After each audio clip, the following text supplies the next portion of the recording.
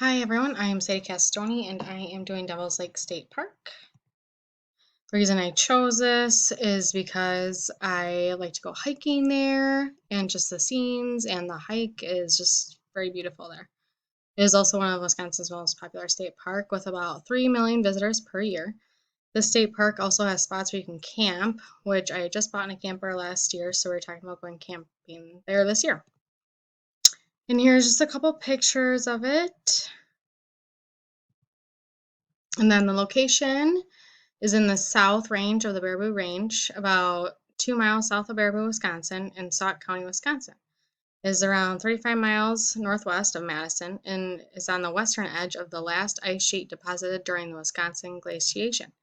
The state park encompasses 9,217 acres, making it the largest in Wisconsin. The latitude and longitude are 43.4284 degrees north and 89.7314 degrees west. And here's just a picture from Google Earth. And then just here's some geology of it. I did a part on the Ice Age.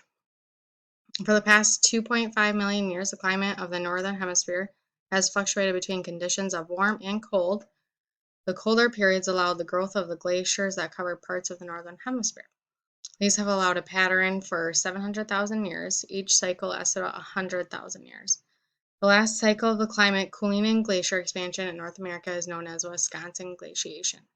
During the last part of the Wisconsin Glaciation, the Laurentide ice sheet expanded southward into the Midwest, when it reached its maximum about 16,000 years ago before it began to melt. And then here is just a picture over here where the ice covered a large part of North America at various times throughout the Ice Age. Near the end of Wisconsin Glaciation, the Laurentide ice sheet spread across the continent. And then here's just the last glaciation is about 26,000 years ago. The Laurentide ice sheet reached the Midwest. 10,000 years of growth and expansion, it became large enough to cover a great amount of the area. These highlands diverted into different lobes, which you can see in the picture. The tundra conditions persisted from about 26,000 years to 13,000 years ago. The polygonal patterns reduce the cracking of the deeply frozen ground, which can even be seen on an aerial photos of parts of Wisconsin.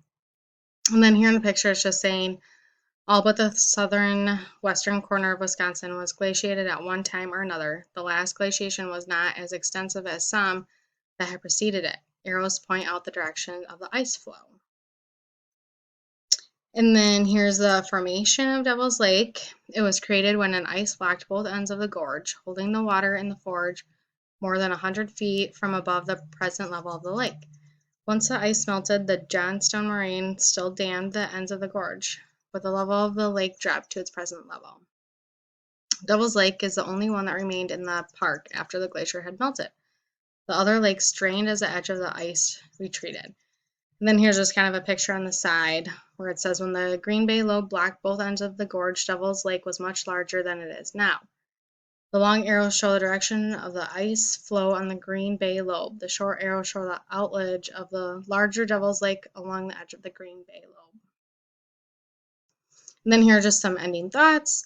If there had not been a Wisconsin glacier, the ancient river would still be flowing through the lower narrows and Devil's Lake gaps, and there would not be Devil's Lake. And also the sand that had accumulated here, it formed sandstone, then once under great heat and pressure became quartzite.